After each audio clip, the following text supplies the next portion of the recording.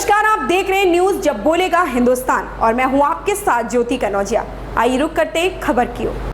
सनातन धर्म के अनुसार कुमार माह में कृष्ण पक्ष में पितृपक्ष मनाए जाते हैं। मान्यता है कि इस माह में अपने पूर्वजों की मौत के लिए श्राद्ध मनाते हैं। ब्राह्मणों को भोजन तथा पशु पक्षियों एवं काऊ को भी भोजन कराते हैं।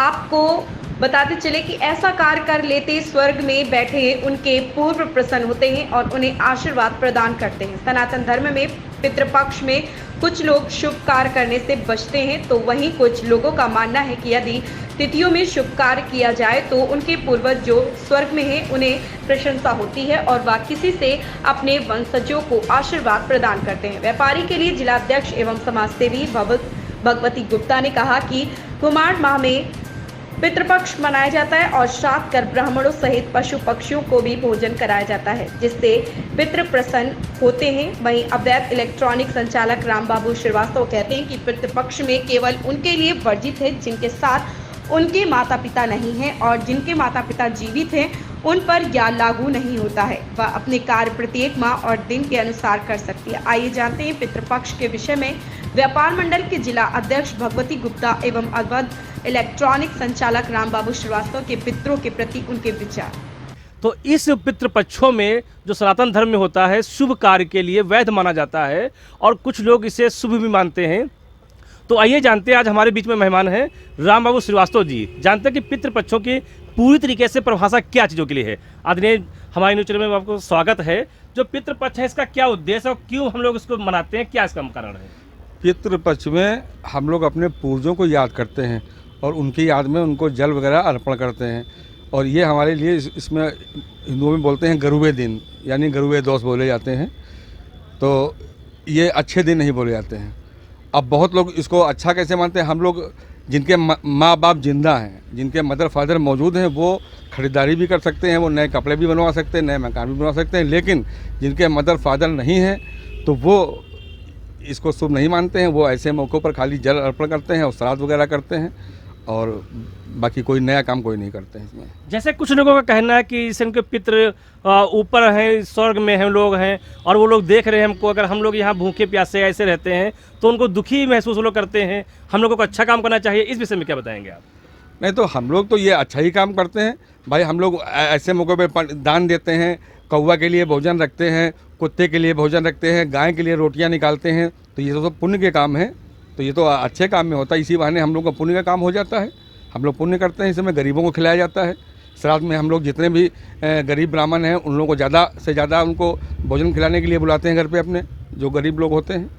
तो आपके कहने के अनुसार जो भी पितृपक्ष हैं, जिनके माँ बाप हैं केवल वही खरीदारी कर सकते हैं और जिनके माँ बाप नहीं हैं वो लोग पूरी श्रद्धा के साथ अपने पितृपक्ष मनाएं। हाँ, ऐसा होता है ना, जब हमारे मदर फादर मौजूद हैं तो हम क्यों गमी मनाएं।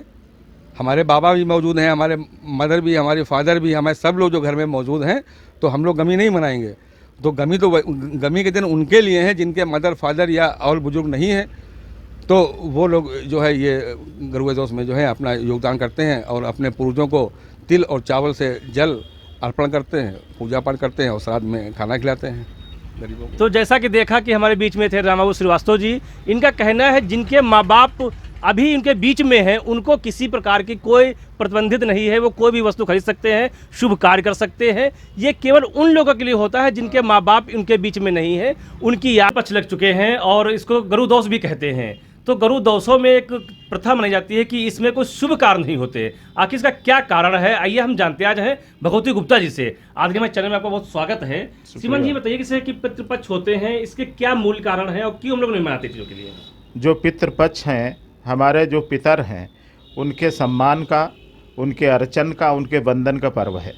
और ऐसा माना जाता है कि 15 दिन ये जो पितृपक्ष के हैं, हमारे जो पितर हैं वो स्वयं धरती के ऊपर आते हैं और जो उनकी संतति है उसको भी देखते हैं और अपना आशीर्वाद प्रदान करते हैं। और उनकी संतानें उनके सम्मान में तमाम प्रकार के अनुष्ठान करती हैं, जिसमें हम लोग ब्राह्मणों का भोजन और तमाम उनके प्रति श्रद्धा व्यक्त करते हुए ऐसे कार्य करते हैं जिससे हमारे पितरों को संतुष्टि मिले और उनका आशीर्वाद हम लोगों को मिले, जिससे हम लोग फले फूले अपने जीवन में उन्नति करें। जैसा कि बताया जाता है कि पितृपक्ष में जो कौवा पक्षी होता है इसको हम लोग भोजन कराते हैं, इसके साथ साथ हम लोग का खरीदारी नहीं करते हैं, क्या ऐसा होता है? पक्षियों को भोजन कराना, गाय को भोजन देना, कुत्ते को भोजन देना हमारी सनातन परंपरा है।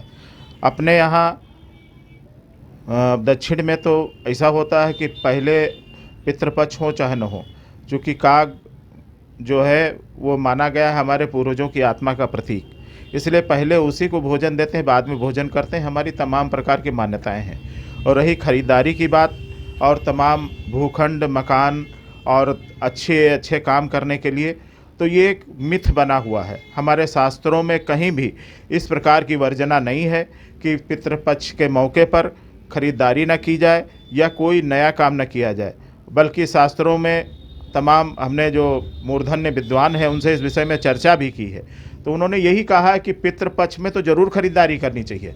अगर आपको कोई नया भवन बनाना है, नई ज़मीन खरीदनी है तो आप ज़रूर खरीदें। कोई अच्छा गाड़ी वाहन आपको लेना है तो आप ज़रूर खरीदें, क्योंकि उस समय आपके पितृ धरती के ऊपर आए हुए हैं, जो अपनी संतानों को उन्नति करते हुए देखते हैं तो उनको खुशी मिलती है, उनको प्रसन्नता मिलती है।